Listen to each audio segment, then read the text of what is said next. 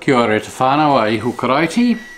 Today we're looking at the Gospel for Sunday the 13th of August, and it's Matthew 14 verses 22 through to 33, and you'll agree that it's a very well-known passage.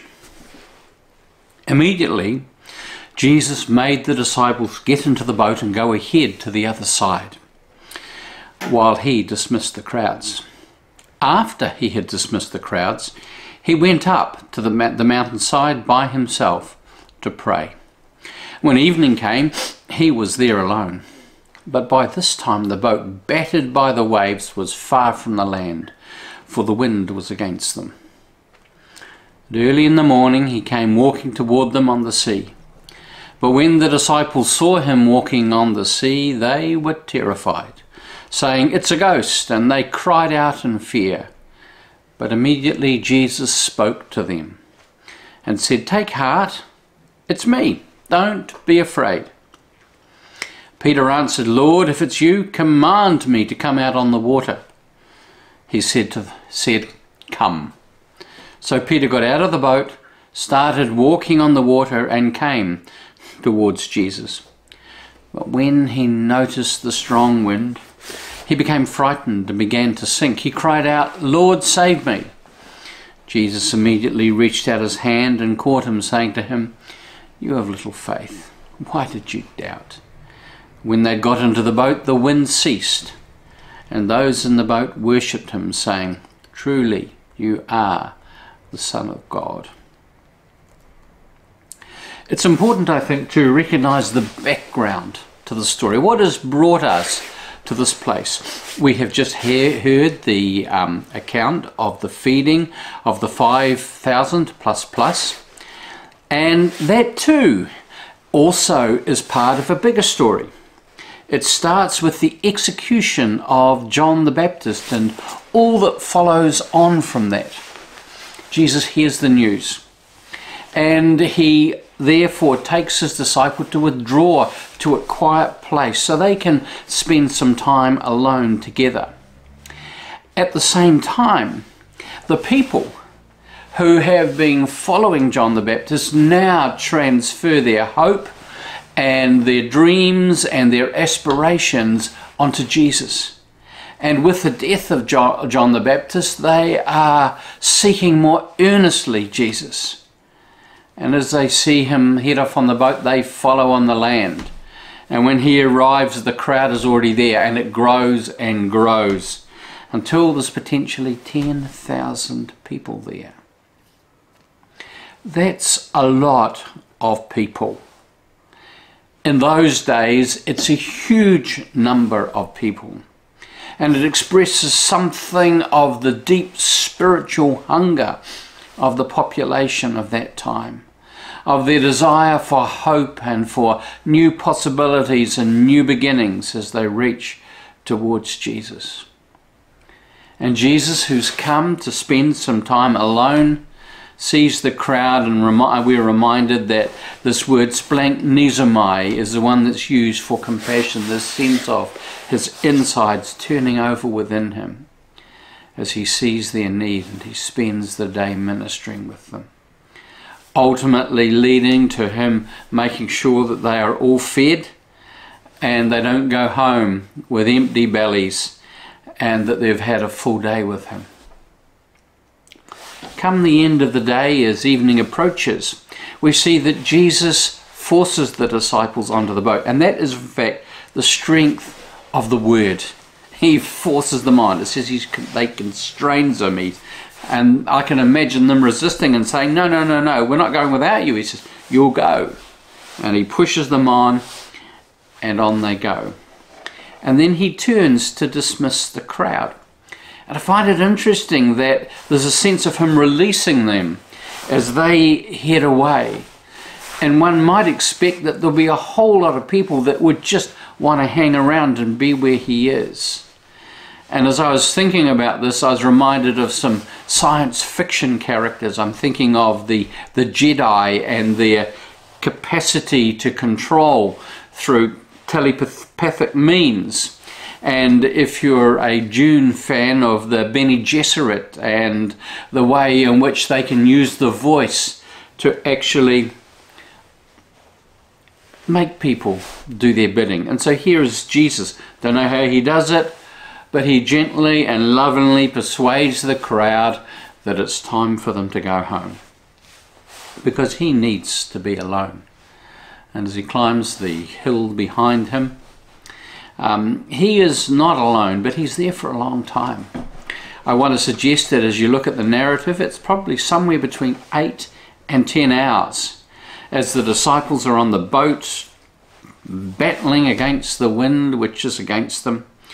And Jesus is here alone, but he's here with the Father. He's here in prayer. He's here offering himself afresh with the changed circumstances. He's grieving for the loss of John the Baptist.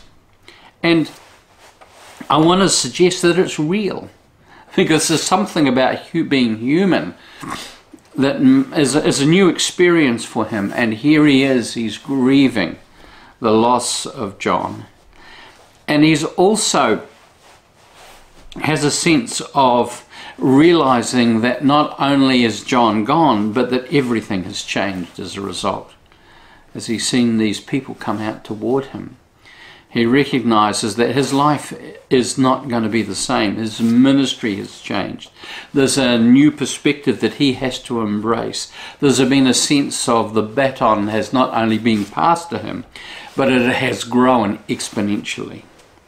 And so he has this time where he brings himself again before the Father, where he seeks to have his life realigned to the new realities, and where it's a time of, in his exhaustion and his grief, of renewal, of strengthening, a time of equipping and of empowering him for what's ahead. And so he spends this time in the presence of the Father. I wonder if you've done that. I have, but not as often as I've needed to, I think. And sometimes I'd have to say that I wasn't aware, as I've sat and just been present, of anything spectacular happening. But what I've known at the end of it is that someone who might have sat down an hour or so before, who was feeling mildly, maybe even depressed, or kind of unsure of what's going to happen next, yet rises with a renewed sense of purpose and of hope and of strength, and knowing that I don't go alone, and neither do you, and certainly neither did Jesus. So he is ready now, after this period, to be stepping up for the next stage of his ministry. And we read that he walks out to the disciples on the water. Now, of course, those that would suggest that this didn't really happen and that he was perhaps walking on a sandbar. I mean, who knows? And yet it seems to me is that why should we find this difficult? You know, this is the Word made flesh, the one through whom all things came into being, the one by whom everything continues to consist.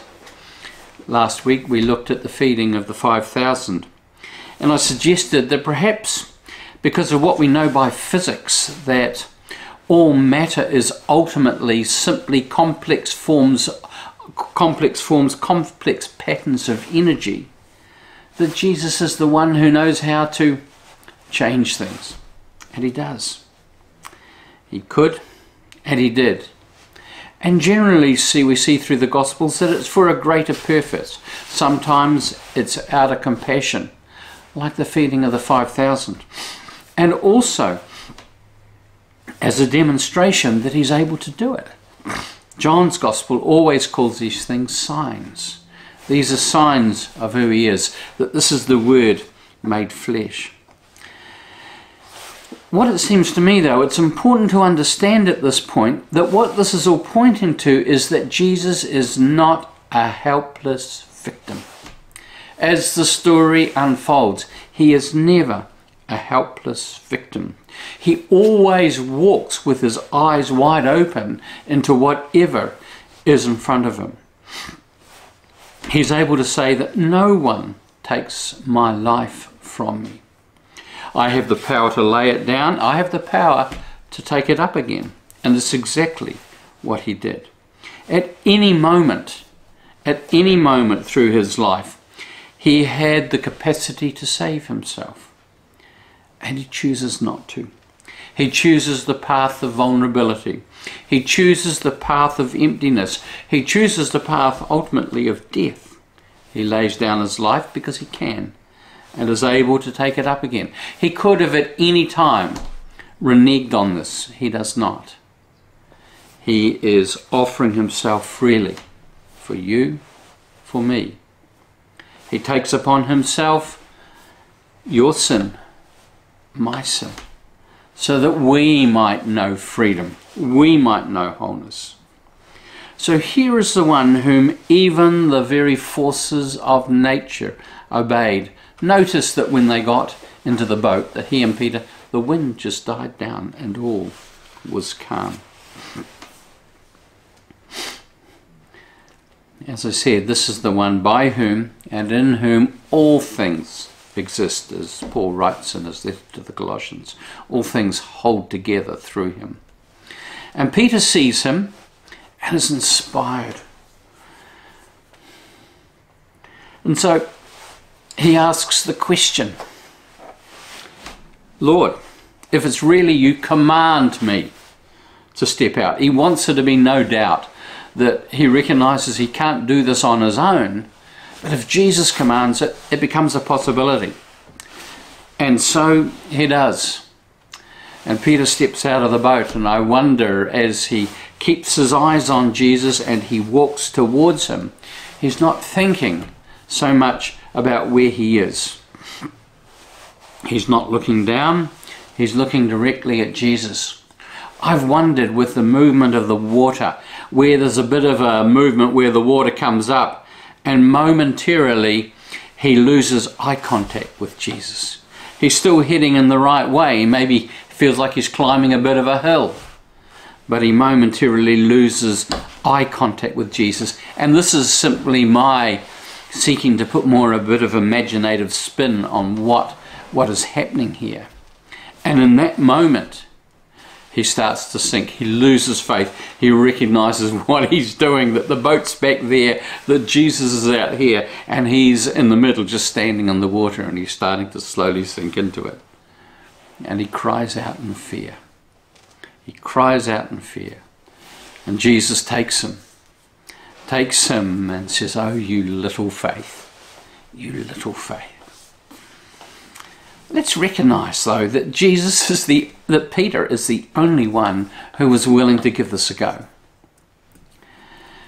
And I've wondered what it was like just in those brief moments before fear defeated him. I know what it's like to feel defeated by fear. And yet the wonder of the bit just before that. Now, I've been on that lake, and the thing that struck me about it as we were travelling across was how dark it is, how dark the water looks. You can't see into it. It looks almost opaque. I can almost imagine getting out of the boat and walking on it. What we discover here, though, is that Jesus has enough faith for both of them, and has enough faith for us as well, even when we falter. As he reaches towards Peter, he reaches towards us. There's a verse in Galatians that kept me afloat in my darkest periods of my life, some decades ago. We find it in Galatians 2:20, where Paul says, "I've been crucified with Christ, and I no longer live, but Christ lives in me. The life I live in the body, I live by faith in the Son of God." Now that's what it says in the NIV. But in the Greek, the word "in" really literally is "of." We see that more reflected in the Old King James Version.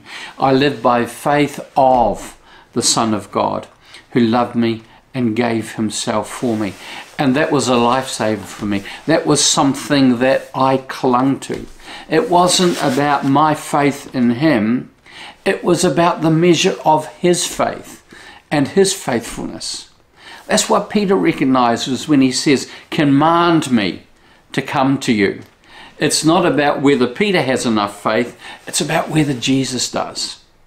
And that's what he responds to. And Peter again discovers it here, that even in his faltering, Jesus has more than enough for both of them.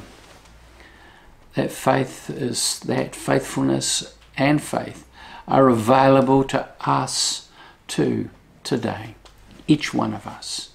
It's not about whether we have enough, it's about whether he has the resources. And he does. And we can trust in that. God bless you. Amen.